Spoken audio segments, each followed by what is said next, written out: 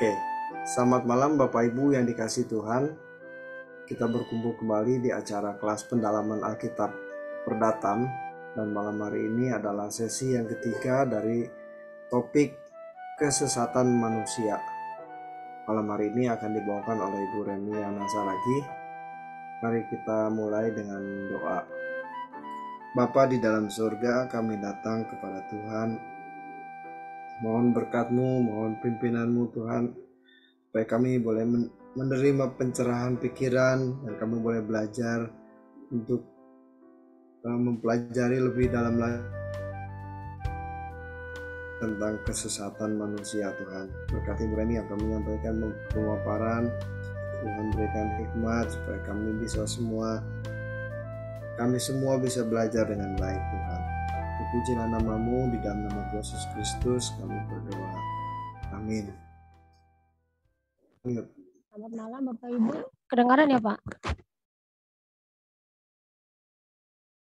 Malam hari ini kita akan meneruskan kembali materi kita, yaitu tentang sesat manusia, yang bagian yang ketiga. Saya share screen ya Pak ya. Jadi tadi makna setiap kejadian hidup, pasti ada setiap maknanya dalam setiap kejadian hidup. Dan yang kedua, apakah masalah itu kita lewati atau kita hindari. Dan yang ketiga, apakah kita menggunakan waktu selama ada 24 jam setiap hari dan 7 hari dalam seminggu. Kemudian yang keempat, apakah kita punya kehausan akan Allah. Dan yang kelima, berkeadaan dikunci. Kita akan masuk bagian pertama, makna setiap kejadian hidup. Jadi dalam setiap kejadian itu ada maknanya. Jadi apapun masalah kita pasti ada maknanya. Sejujurnya sedikit sekali orang Kristen atau manusia pada umumnya yang benar-benar mengalami Tuhan secara profesional. Sesuai dengan maksud keselamatan itu diberikan. Tepatnya sangat sedikit. Keselamatan diberikan agar manusia dapat memiliki hubungan kembali dengan Allah. Jadi kalau kita melihat memang tidak banyak orang yang bisa mengalami Tuhan secara profesional, jadi hanya sedikit sekali. Nah, jadi yang menjadi pertanyaannya, seberapakah kita saat ini mengalami Tuhan? Karena dalam setiap peristiwa atau kejadian yang kita alami, itu adalah sebagai tindakan Tuhan untuk membangun suatu pergaulan kita dengan Allah. Jadi dalam setiap kejadian dan peristiwa hidup, Tuhan dapat memakai untuk mendatangkan kebaikan. Nah, jadi setiap peristiwa hidup itu sebenarnya Tuhan dapat memakai itu untuk mendatangkan kebaikan. Tetapi apakah kita meresponinya dengan baik? Maka kalau kita nggak meresponinya dengan baik, maka banyak orang tidak mengalami Tuhan dalam kehidupannya. Jadi untuk itu bagaimana supaya kita bisa mengalami Tuhan secara profesional? Berarti dalam setiap kejadian itu kita harus mengambil maknanya. Apa maknanya dalam kejadian itu?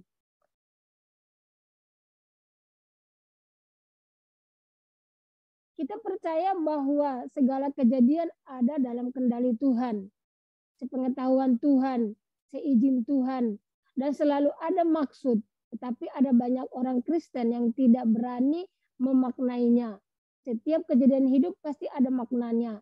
Tetapi seringkali orang memaknainya dengan salah. Jadi bahwa setiap kejadian itu yang terjadi dalam kehidupan itu pasti ada seizin Tuhan. Itu adalah sepengetahuan Tuhan.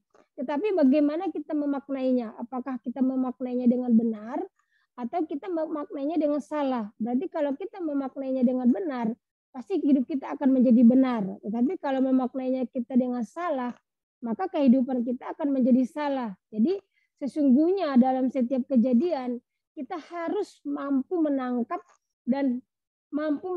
maksud dan kehendak Tuhan. Karena Tuhan hadir dalam setiap kehidupan kita. Jadi saat kita melewati kejadian tersebut, dia tidak pernah meninggalkan orang yang berharap kepadanya. Nah, kalau kita memaknainya kalau kita memaknai setiap kejadian dalam hidup salah, maka kita tidak mendapat apa-apa dari Tuhan. Jadi yang ada adalah amarah, persurutan, mencurigai Tuhan. Itulah yang terjadi kalau kita memaknainya dengan salah dalam setiap kejadian.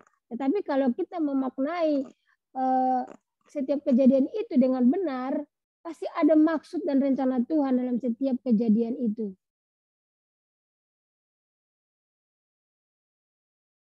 Jangan sampai kita menjadi orang munafik. Kita punya unsur kemunafikan karena dibesarkan dalam lingkungan masyarakat yang biasa berdiplomasi. Kita harus mengikis terus sifat munafik tersebut supaya kita menjadi manusia yang tulus, natural, apa adanya, apalagi munafik di hadapan Tuhan. Nah, kalau kita lihat memang banyak orang-orang yang hidup di dalam kemunafikan saat dalam sebuah kejadian, dalam sebuah masalah hidupnya dia munafik. Ada orang nggak masalah kok, nggak apa-apa kok. Nah, tapi dalam hatinya enggak. Jadi apa yang diucapkan tidak sesuai dengan apa yang dilakukan gitu. Nah, jadi itu untuk kita jangan munafik dalam setiap kejadian. Jadi kita harus berkata iya kalau memang iya, tidak atau tidak. Jadi jangan kemunafikan itu yang menguasai diri kita. Nah, jadi menerima Yesus itu bukan hanya mengakui dia adalah Tuhan dan Juru Selamat, tetapi menerima hikmat yang diajarkannya. Kita harus menerima hikmat yang diajarkan, yang diperagakannya, lalu kita melakukannya dalam kehidupan kita. Nah, kalau kita melakukannya, sehingga ada sebuah perubahan dalam kehidupan kita saat kita mengalami suatu peristiwa kehidupan. Maka jadi kalau kita mengalami sebuah perubahan dalam pemikiran, perubahan di dalam suatu pandangan, maka tidak ada kemunafikan dalam diri kita. Maka kita akan menjadi orang yang tulus di dalam kita melewati atau memaknai kejadian hidup yang terjadi dalam diri kita. Matius 6 ayat 24 mengatakan, kamu tak dapat mengabdi kepada dua tuan. Artinya kita tidak bisa memberi ruang kepada siapapun. Jadi tidak ada ruangan apapun yang kita berikan kalau kita sudah mengasihi Tuhan. Jadi kita tidak bisa mengabdi kepada dua tuan. Jadi kita tidak bisa mengabdi kepada Tuhan, tapi kita juga hidup dalam dunia. Jadi kalau ya Tuhan. Jadi ya dunia. Kita tidak bisa memberi ruangan kepada siapapun kecuali kepada Tuhan. Sedangkan di Matius 22 ayat 37 sampai 40 dikatakan, kasihilah Tuhan Allahmu dengan segenap hati, segenap jiwa, akal budi, kekuatan. Jadi kalau kita berurusan dengan Tuhan, harus dengan segenap hati. Tuhan tidak menuntut apa yang tidak bisa dilakukan oleh seseorang. Tetapi seiring berjalannya waktu, yang Tuhan berikan kepada kita untuk bertumbuh, kita harus makin dewasa. Jadi kita harus berpikir bahwa Tuhan itu tidak memberikan apa yang tidak bisa kita lakukan. Tuhan tidak menuntut apa yang tidak bisa kita lakukan. Tetapi Tuhan memberikan suatu ketentuan kepada kita. Tuhan memberikan suatu kejadian bagi kita. Tuhan tahu kemampuan kita. Jadi maka kita harus mengenakan kodrat ilahi agar kita menjadi manusia Allah di dalam setiap kejadian itu. Jadi segala keinginan daging dan ikatan dosa harus kita lepaskan. Tidak hanyut dengan berbagai masalah, tetapi bertambah di dalam kesucian hidup. Semakin terikat dengan Tuhan dan fokus kita hanyalah Tuhan dan kerajaannya. Maka maknailah setiap peristiwa yang terjadi dalam hidup kita membuat kita semakin mengasihi Tuhan. Jadi dalam setiap peristiwa kehidupan itu kita harus memaknainya sehingga akan bertumbuh kasih kita kepada Tuhan. Kita akan semakin mengasihi Tuhan sehingga kita tidak akan menjadi tersesat kalau kita memaknai hidup itu, memaknai kejadian itu, kita tidak akan menjadi tersesat. Tetapi kalau kita memaknai kejadian itu salah, maka disitulah kita akan menjadi tersesat. Kita akan masuk bagian yang kedua, bisa dilewati, PS bisa dihindari. Apakah bisa dilewati atau bisa dihindari? Banyak orang Kristen yang hidup di dalam pergumulan yang belum selesai. Ya, tentu ini kan maksudnya bahwa setiap pergumulan itu kan nggak selamanya itu terjawab. Tetapi walaupun pergumulan itu tidak terjawab, tapi kita merasa itu sudah selesai. Tetapi banyak orang yang merasa itu belum selesai. Mereka hidup dalam kebutuhan yang belum terpenuhi. Bahkan sedikit orang Kristen yang merasa kurang bahagia dalam menjalani hidup karena berbagai persoalan yang membelit. Ironis, banyak orang Kristen yang tidak realistis. Mereka berpedoman hidup harus terlihat luar biasa dalam ukuran umum. Hal ini sebenarnya membuat mereka tidak menyikapi hidup dengan benar.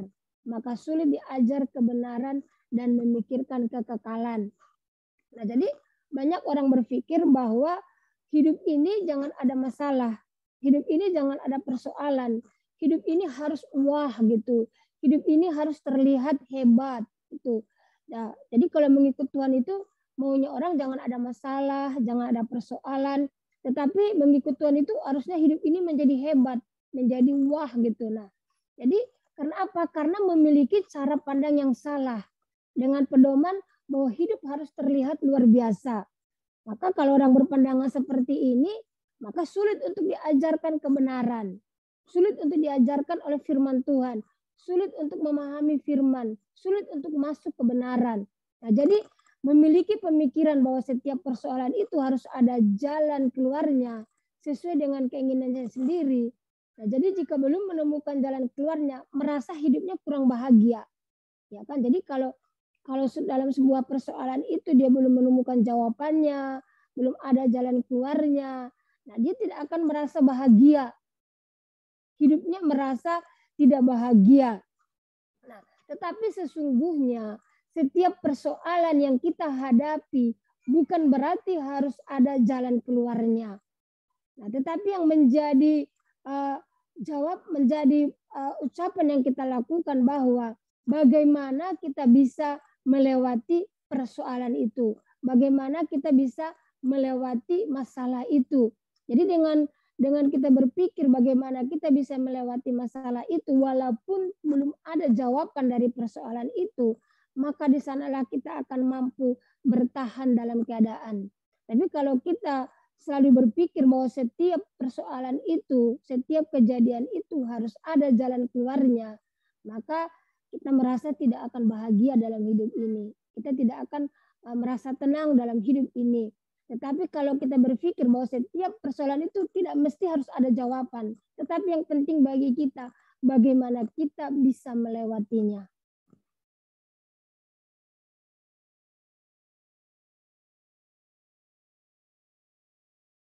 Bisa dilewati berarti kita mampu bertahan dalam keadaan kita sekarang. Ini artinya bahwa bisa dilewati itu kita mampu bertahan.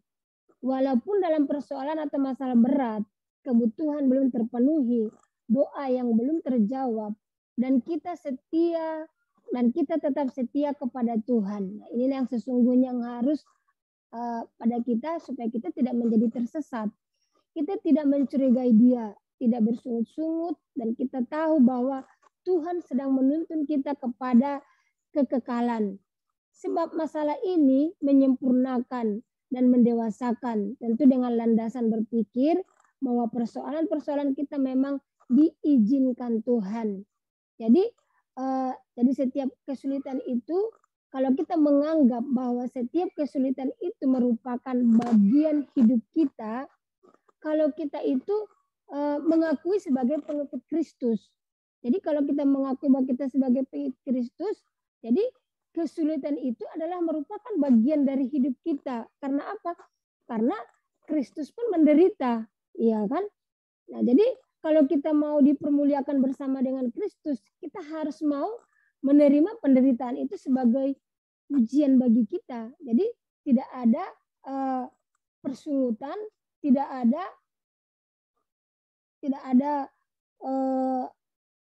artinya kita nggak marah-marah gitu loh. Karena apa? karena masalah itu adalah seizin Tuhan. Jadi sesungguhnya setiap persoalan itu bukan berarti harus ada jalan keluarnya yang sesuai dengan keinginan kita, ya kan? Jadi banyak orang kan bahwa setiap persoalan itu kan harus ada jalan keluarnya sesuai dengan keinginan. Tetapi sebenarnya masalah dan persoalan itu adalah sesungguhnya untuk mempersiapkan kita agar kita menjadi layak menjadi anggota kerajaan Allah. Jadi dengan menyadari bahwa persoalan itu adalah membentuk kita, menyempurnakan kita, maka masalah itu bisa kita lewati. Jadi inilah yang harus menjadi pemikiran kita, bahwa di setiap persoalan itu bukan kita hindari, tetapi harusnya kita bisa melewatinya.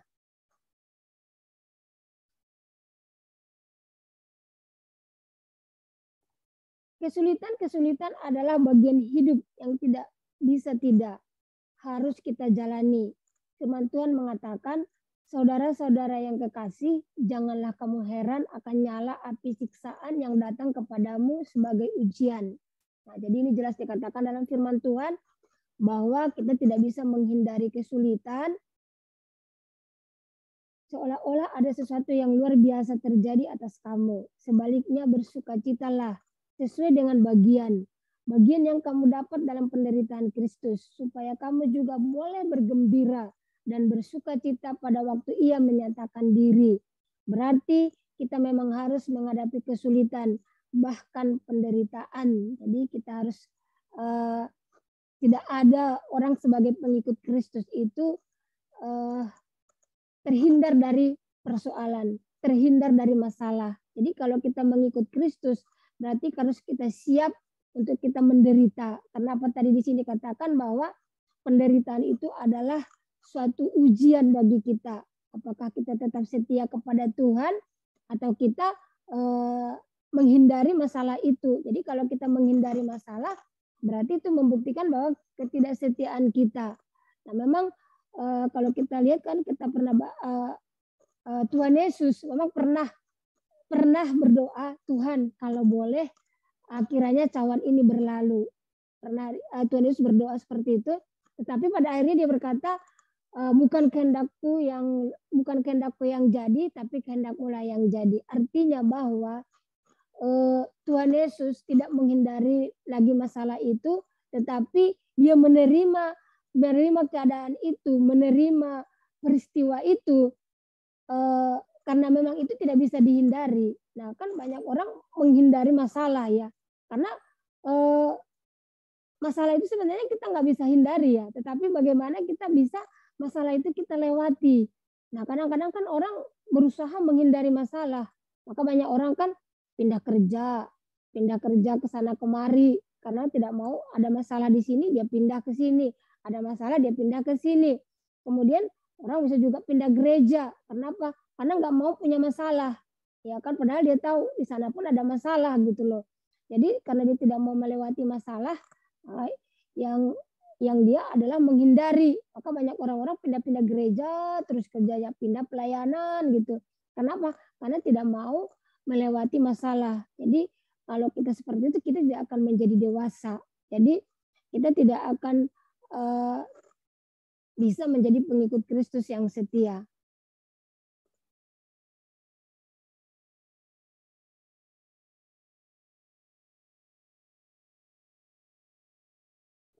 Bisa dilewati artinya kita harus menjalani sebuah keadaan. Harus mengalami suatu keadaan yang berlangsung, bukannya menghindarinya. Jadi ketika kita berkata bisa dilewati, di balik pernyataan itu kita memiliki pengakuan bahwa memang kita harus menghadapi kesulitan dalam hidup ini. Itu artinya bisa dilewati, berarti kita harus menghadapi kesulitan. Hal ini berarti kita menerima realitas keadaan hidup yang tidak ideal di bumi. Tentu sikap ini membuat kita tidak manja. Kalau kita berkata ikut Yesus, berarti kita harus siap mengalami apa yang Tuhan Yesus alami pada waktu Ia menjadi manusia seperti kita hari ini. Jadi mengikut Kristus itu berarti kita harus siap mengalami penderitaan, mengalami persoalan. Jadi dalam persoalan itulah yang akan membuktikan kesetiaan kita dan ketaatan kita kepada Tuhan. Jadi sering memang kita tidak mengerti jalan Tuhan, tetapi kita harus percaya bahwa jalan Tuhan sangat sempurna bagi kita. Nah, Tuhan tidak akan memberikan pencobaan-pencobaan di luar kemampuan kita. Tuhan tahu kemampuan kita. Jadi untuk itu dalam setiap persoalan itu kita jangan mencurigai Tuhan, kita jangan marah, kita jangan emosi, tetapi kita harus menerima, melewati masalah itu untuk mendewasakan kita dan menyempurnakan kita. Supaya apa? Supaya kita menjadi tetap kuat. Jadi supaya apa? Supaya kita menjadi semakin sempurna dan semakin berkenan di hadapan Tuhan. Kita akan masuk di bagian ketiga. Ada 24 jam setiap hari. Ada 7 hari dalam seminggu. Jadi ada waktu yang begitu banyak, ada waktu yang begitu disediakan oleh Tuhan bagi kita untuk kita bisa menjalankannya. Tapi tergantung bagaimana kita menggunakan waktu itu. Menjadi masalah besar bagi kita semua, kalau kita meninggal dunia nanti, ternyata kita belum memiliki Tuhan. Jadi ini yang harus menjadi beban kita, harus menjadi pemahaman kita. Jangan sampai nanti kita sudah meninggal dunia, tetapi kita belum berkenan di hadapan Tuhan. Jadi jangan merasa sudah menjadi Kristen berarti sudah memiliki Tuhan. Nah, jadi banyak orang kan berpikir kalau sudah menjadi Kristen bahwa dia sudah memiliki Tuhan. Sudah ke gereja berarti sudah memiliki Tuhan. Belum tentu orang yang memiliki Tuhan pasti memiliki sifat-sifatnya. Jadi orang ke gereja, orang Kristen itu belum tentu memiliki Tuhan. Jadi kalau kita belum memiliki sifat-sifat Tuhan yang penuh belas kasihan terhadap sesama, yang menjauhi segala bentuk perbuatan yang melanggar kekudusan Allah, berarti kita belum memiliki Tuhan. Jadi sesungguhnya inilah yang menjadi target hidup kita, menjadi proyek hidup kita, dan tujuan hidup kita yang harus kita perjuangkan secara serius adalah memiliki sebuah perjumpaan dengan Tuhan. Jadi jangan sampai nanti kita menutup mata, ternyata dalam hidup kita selama kita menjadi orang Kristen, kita ke gereja, tapi ternyata belum mengalami perjumpaan dengan Tuhan. Akhirnya apa? Akhirnya kita tidak memiliki hati yang takut akan Allah.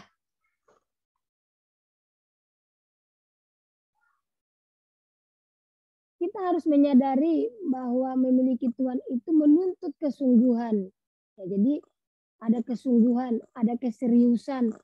Jadi bukan hanya tadi sekedar kita datang ke gereja, sekedar berkristen, tapi ada tuntutan bahwa kita harus sungguh-sungguh dari pihak Tuhan menyediakan firman, memberikan Roh Kudus yang menuntun kita kepada seluruh kebenaran dan segala kejadian yang membentuk kita.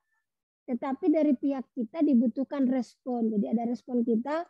Kalau kita tidak mengalami sebuah kontak dengan Tuhan, maka kita pasti tidak punya frekuensi yang nyambung dengan Tuhan. Di sini letak masalahnya. Banyak orang percaya kurang serius atau tidak serius dengan Tuhan. Jadi pemahaman pemikiran seperti ini yang harusnya dirubah, bahwa jangan sampai berpikir kalau sudah ke gereja dan menjadi orang Kristen nanti akan masuk surga. Nah, jadi harus dengan suatu kesungguhan, dengan keseriusan. Jadi Tuhan menyediakan waktu 24 jam setiap hari, 7 hari seminggu bagi kita. Maka seharusnya kita menyediakan waktu dengan sungguh-sungguh untuk Tuhan. Sehingga kita dapat menghayati Allah dalam kehidupan kita. Lewat apa tadi? Lewat fasilitas yang diberikan oleh Tuhan.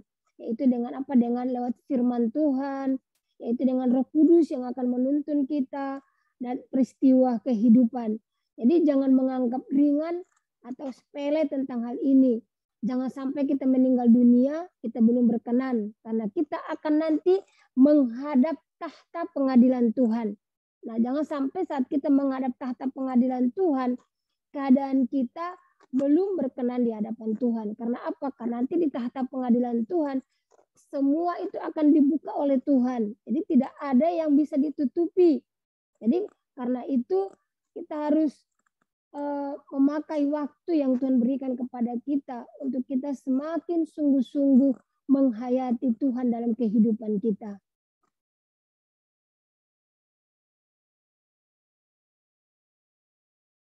Firman Tuhan mengatakan, baik kamu makan atau minum atau melakukan segala sesuatu, lakukan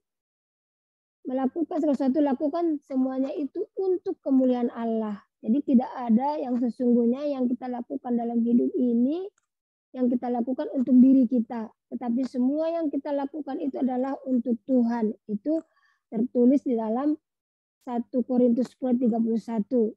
Jadi ruangan itu hanya ruangan Tuhan. Tidak ada yang kita kerjakan tanpa ada kaitan dengan Allah. Kalau ruangan kita hanya untuk Tuhan, kita akan jauh dari perbuatan salah dan perbuatan yang melanggar kesucian Tuhan. Jadi kita harus sungguh-sungguh berurusan dengan Tuhan sebagai sesuatu yang kita pandang segalanya. Sejatinya hidup ini memang hanya untuk berurusan dengan Tuhan. Jadi pada umumnya banyak orang mempunyai banyak ruangan dalam hidupnya. Ya kan, banyak ruangan-ruangan dalam hidupnya, yaitu bisnisnya, hobinya, karirnya, jabatannya, hanya dengan tujuan apa? Menyenangkan dirinya, menyenangkan hatinya. Agar apa? Agar dia menjadi terpandang, agar dia dihormati. Berkarir itu memang tidak salah ya Bapak Ibu ya.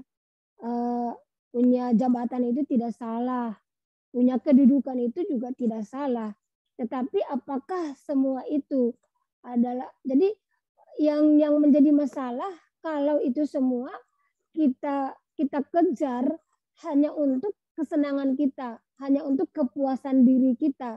Nah, tetapi kalau semua itu kita lakukan dengan tujuan untuk kemuliaan Tuhan, untuk menyenangkan Tuhan, itu tidak salah, ya kan? Jadi yang menjadi salah tadi itu, yang menjadi tersesat itu adalah tujuannya itu tadi.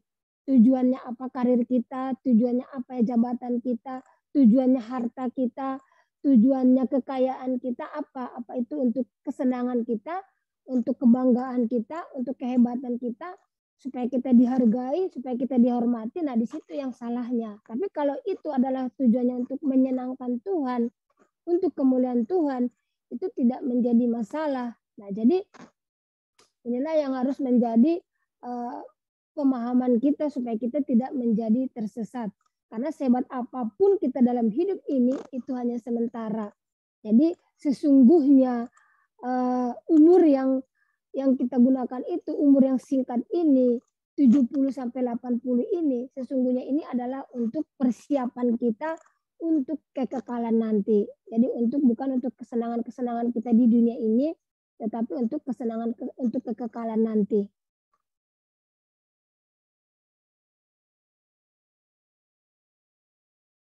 Kalau kita bertemu dengan Tuhan, maka kita akan melihat kemuliaan, keagungan Tuhan dan dahsyatnya kekekalan. Jangan sampai di saat itu kita baru menghayati betapa berharganya setiap menit yang kita miliki selama di dunia. Jadi sungguh berharga ya waktu yang Tuhan berikan kepada kita. Jadi jangan sampai kita melewatkan waktu itu hanya untuk hal kesenangan-kesenangan kita. Kenapa? Karena sesungguhnya setiap waktu itu berharga bagi kita. Sudah terlambat. Maka betapa beruntungnya kalau kita menggunakan setiap detik, menit, jam, hari, minggu, bulan, tahun-tahun hidup kita untuk berinteraksi dengan Allah. Jadi pada waktu kita menghadap Tuhan, Tuhan tahu kita menghargai dan menghormati Dia. Dan itu ditandai dengan sifat karakter Tuhan ada dalam diri kita. Jadi setiap waktu jangan kita lewatkan hanya untuk kesenangan-kesenangan kita. Bahkan banyak waktu yang kita lakukan untuk kesia-siaan. Jadi waktu sangat berharga bagi kita. Waktu yang telah lewat tidak bisa kembali lagi. Jadi kita jadikanlah waktu itu untuk memaknai hidup kita bagi Tuhan. Jadi tidak ada alasan bagi kita untuk kita tidak bisa berinteraksi dengan Tuhan, mencari Tuhan dengan sungguh-sungguh karena ada waktu 24 jam setiap hari dan 7 hari dalam seminggu. Kita akan masuk bagian keempat, kehausan akan Allah. Kalau kita mengatakan bahwa hanya Tuhan yang bisa mengisi kekosongan jiwa, hanya Tuhan yang bisa menjadi kebahagiaan hidup satu-satunya, kita menjadi kekasih Tuhan.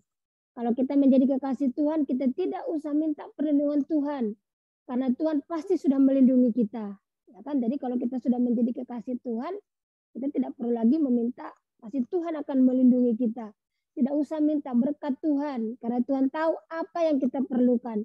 Ini akan membuat kehausan jiwa kita makin merekah, dan Tuhan akan menjawab kehausan kita itu. Jadi kalau Tuhan menjadi kebutuhan dalam hidup kita, jadi kita tidak perlu lagi artinya meminta berkat. Tuhan pasti tahu akan menjadi kebutuhan kita. Tuhan memperdulikan kita. Tuhan tahu apa yang menjadi kebutuhan kita saat ini. Nah, jadi Tuhan akan mengisi kekosongan jiwa kita sehingga membuat kita menjadi tidak tertekan, tidak menjadi stres dalam menghadapi persoalan hidup. Karena apa? Karena Dia menjadi kebahagiaan kita. Kita memerlukan Tuhan karena Tuhan sendiri pribadinya. Kita tidak mau akal-akalan, merasa perlu Tuhan, padahal yang kita butuhkan bukan Tuhan. Nah, ini yang banyak orang ya. Jadi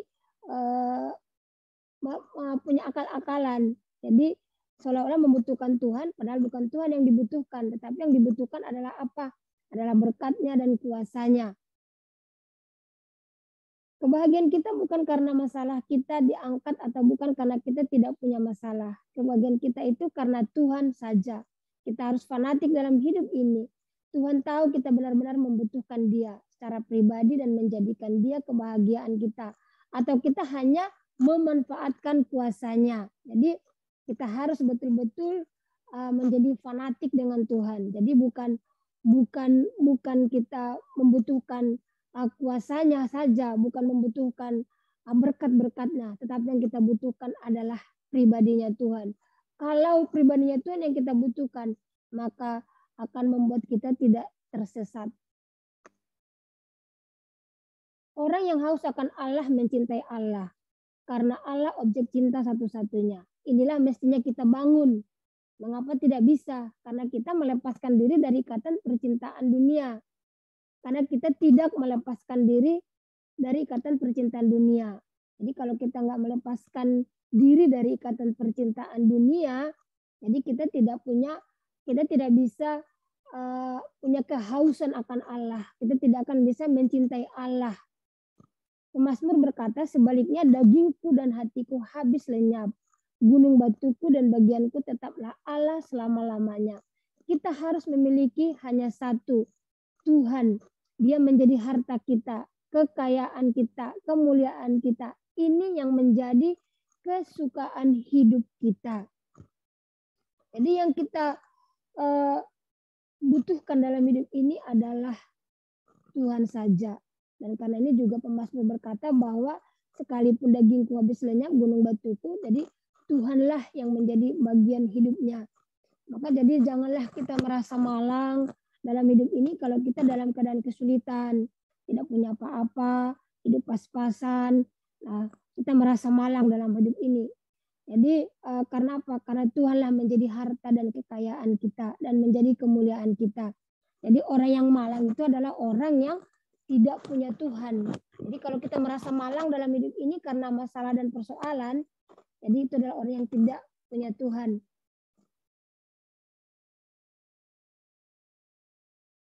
Kita harus se-ekstrim-ekstrimnya, se-fanatik-fanatiknya dengan Tuhan. Kita harus mencari wajahnya lewat doa pribadi, doa bersama. Tuhan harus menjadi satu-satunya ruangan hidup kita, satu-satunya dunia kita. sampai kita benar-benar bisa merasakan adanya kehausan yang kudus, kehausan yang benar, kehausan kekal, bahwa hanya Tuhan yang bisa menjawab kebutuhan ini. Jadi kita harus se-ekstrim-ekstrimnya dengan Tuhan. Ya kan, kita jangan hanya sekedar saja, tetapi kita harus ekstrim dengan Tuhan. Nah, banyak orang-orang Kristen tidak seperti ini, ya kan.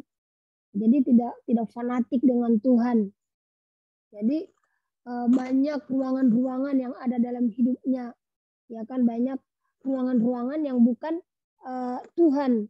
Jadi untuk itu kita harus hanya satu ruangan dalam hidup kita, yaitu hanya Tuhan saja yang menjadi ruangannya.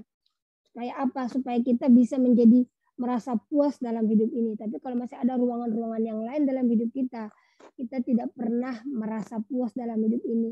Jadi tidak ada kehausan akan Allah. Kita hanya terus haus akan dunia ini. Jadi untuk itu kita harus terus meningkatkan rasa kehausan kita dengan Allah. Maka harus melepaskan diri dari ikatan kesenangan dunia ini. Karena kesenangan dunia ini tidak bisa membuat kita merasa puas. Dan ini merupakan sebuah tanggung jawab kita. Jadi untuk melepaskannya bukan Tuhan yang melepaskan dari diri kita, tapi kita sendiri yang mau lepas dari kesenangan-kesenangan dunia ini. Supaya apa tadi? Supaya kehausan kita adalah hanya Tuhan saja. Lewat apa yang bisa kita melepaskan itu? Ya tentu lewat firman Tuhan, lewat tuntunan Roh Kudus yang akan mengubah cara pandang kita, mengubah pemikiran kita, bahwa yang bisa memuaskan jiwa kita hanyalah Tuhan. Maka disitulah hanya satu ruangan dalam diri kita, yaitu hanya Tuhan saja. Yang terakhir adalah berkeadaan dikunci.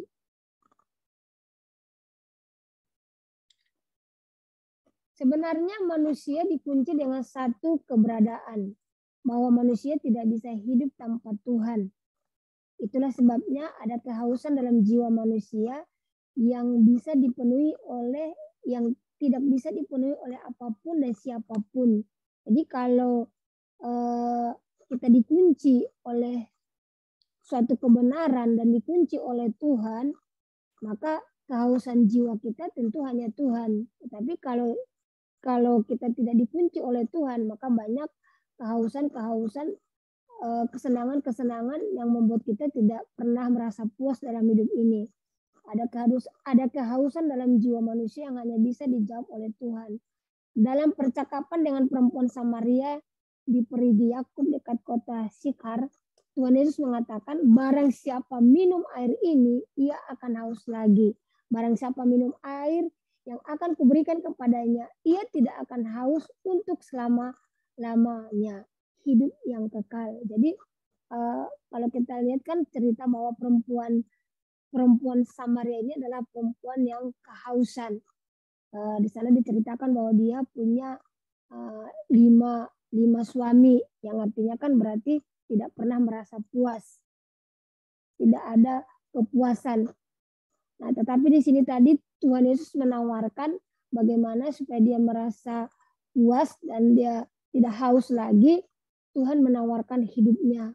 Jadi kenapa? Karena kan memang kita tidak bisa terpisah dari Tuhan.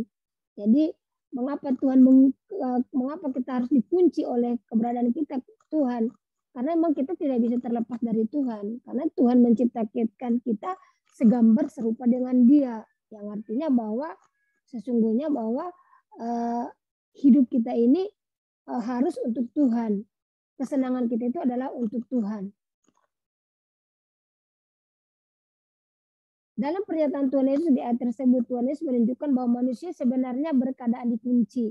Berkeadaan dikunci di mana manusia tidak akan pernah memiliki jawaban atas kehausan jiwanya sampai dia bertemu dengan Tuhan. Jadi pertemuan kita dengan Tuhanlah yang akan menjadi jawaban dari kehausan jiwa kita sampai dia dipenuhi oleh Tuhan. Banyak manusia yang tidak mengerti ini karena memang manusia telah jatuh dalam dosa. Manusia telah menjadi sesat. Jadi kehausan jiwanya pun menjadi sesat. Jadi maka manusia berusaha untuk memenuhi kehausan jiwanya itu dengan perkara-perkara dunia ini, ya kan, dengan makan minum, dengan harta, dengan seks, ya kan, itu yang dia pikir bisa menjawab kehausan jiwanya. Nah, jadi kalau ini yang bisa memenuhi kehausan jiwanya, maka itu dikatakan tadi di sini adalah sesat. Manusia tidak pernah puas dengan apa yang dapat dia teguk dari apapun dalam hidup ini sampai dia bertemu dengan Tuhan. Faktanya banyak orang yang sudah begitu sesat. Ya kan, ini banyak orang yang sesat ya, karena mencari kehausan jiwanya dari dunia.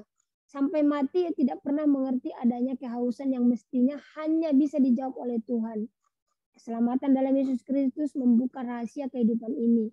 Maksud Tuhan Yesus memperdamaikan kita dengan Allah bukan hanya sekedar hubungan kita dengan Tuhan dapat diperbaiki, tetapi maksudnya yang kita sebenarnya adalah Tuhan memberi kita kesempatan untuk dipenuhi oleh Allah. Kehausan kita dijawab oleh Allah. Jadi untuk itu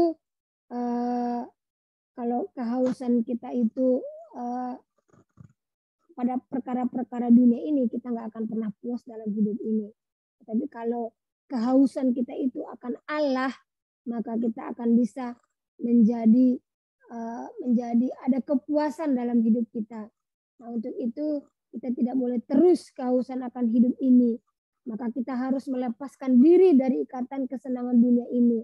Karena kesenangan dunia ini tidak bisa membuat kita merasa puas. Tidak sedikit orang Kristen juga mengalami keadaan tidak titik balik, tidak bisa lagi dia kembali karena sudah terlalu terikat dengan dunia ini, percintaan dunia ini. Jadi kesenangan-kesenangan dunia ini sudah menjadi kehausan jiwanya. Sampai mati mereka tidak pernah merasakan adanya kehausan akan Allah. Mengapa? Karena tidak menuruti apa yang Tuhan ajarkan, melepaskan diri dari segala milik. Sejatinya kita sadar bahwa kita terikat harta, uang, hobi, kesenangan, dan berbagai hal. Kita bisa melepaskannya walaupun tentu perlu perjuangan dan kadang-kadang berharap, berproses. Yohanes 8 ayat 31-32 mengatakan, kalau kamu tetap di dalam firman-Ku, kamu benar-benar adalah murid-Ku, dan kamu akan mengetahui kebenaran, dan kebenaran itu akan memerdekakan kamu. Jadi yang menjadi kawasan jiwa kita ya Tuhan, jangan sampai diri kita ini diperbudak oleh keinginan-keinginan dunia ini, kesenangan-kesenangan dunia ini. Sehingga kalau itu yang memperbudak kita tidak akan bisa lagi berbalik kepada Tuhan. Nah, jadi selama masih ada waktu, kita harus menyadari bahwa meninggalkan percintaan dunia itu akan membuat kita tidak akan haus lagi kalau hal kesenangan dunia ini. Jadi kehausan kita itu kita akan jadikan Tuhanlah yang menjadi kehausan kita. Jadi dengan kehausan kita itu hanyalah Tuhan, maka kita akan berkeadaan dikunci oleh Tuhan. Jadi tidak ada lagi kesenangan-kesenangan dunia yang menguasai kehidupan kita lagi. Jadi ini kita harus bisa membangunnya dengan Tuhan. Lewat apa? Lewat firman, lewat doa, lewat keintiman dengan Tuhan. Supaya apa tadi? Supaya kita bisa merasakan, melepaskan diri dari segala kehausan akan dunia ini. Tetapi kalau kita masih senang dengan hal-hal perkara-perkara dunia ini, kesenangan-kesenangan dunia ini, nah kita tidak akan bisa mengalami suatu kebahagiaan dengan Tuhan. Tadi di sini katakan tadi bahwa firman Tuhan itulah yang akan bisa memerdekakan kita. Jadi marilah kita terus meningkatkan kehausan kita kepada Tuhan. Ya, sudah selesai. Saya serahkan kembali kepada Pak David. Ya, terima kasih Bu Remi sudah menyampaikan pemaparan. Oke, saya buka kesempatan untuk kita bisa berdiskusi, menyampaikan pendapat. Silakan. Saya minta Ibu Remi untuk menutup kita dalam doa. Silakan Bu Remi. Baik, sebelum kita akhiri PA kita, mari kita berdoa. Bapa di surga, kami bersyukur malam hari ini Tuhan, kami kembali Kau pertemukan kami lewat ibadah PA ini, lewat Zoom ini Tuhan. Walaupun kami yang hadir hanya seberapa, tapi biarlah kiranya apa yang kami lakukan ini Tuhan, apa yang kami perbuat ini, satu tujuan kami, biarlah kami belajar terus untuk menyenangkan hati-Mu ya Bapa. Tuhan, berikanlah kami hati yang haus akan Engkau terus, untuk kami memiliki sebuah hubungan yang intim dengan Tuhan. Sadarkan kami Tuhan bahwa hidup kami sangat singkat di bumi ini. Sadarkan kami Tuhan bahwa ada akhir dari kehidupan kami ini. Sadarkan kami bahwa kematian itu ada di depan mata kami. Supaya kami terus membangun kehausan kami kepadamu ya Tuhan. Tolonglah kami lewat kuasa Roh Kudus-Mu, lewat kebenaran firman-Mu yang akan memampukan kami untuk kami mampu membangun sebuah hubungan yang indah dengan Tuhan. Terima kasih Bapak, berkati kami yang hadir pada malam hari ini semuanya. Biarlah kiranya terus yang kami menyatukan kami dalam kasih-Mu ya Tuhan. Terima kasih Bapak, sebentar kami akan mau beristirahat. Dalam istirahat kami pun kami serahkan hidup kami ke dalam tangan-Mu ya Tuhan. Biarlah kiranya dalam istirahat kami ini kami dapat tidur dengan tenang, dan besok bangun kami kembali dengan tidak kurang suatu apapun, dan kami akan kembali berjumpa untuk ibadah besok dalam ibadah hari kenaikan, memperingati hari kenaikan Tuhan Yesus. Terima kasih Tuhan, terpujilah Engkau. Kami akan mengakhiri pertemuan kami ini. Di dalam nama Tuhan Yesus kami telah berdoa dan bersyukur. Haleluya. Amin. Amin. Selamat malam Tuhan. Selamat malam semuanya. Makasih pada Pete, James, Oma. Mari semua, makasih. Malam semuanya. Kota Barat.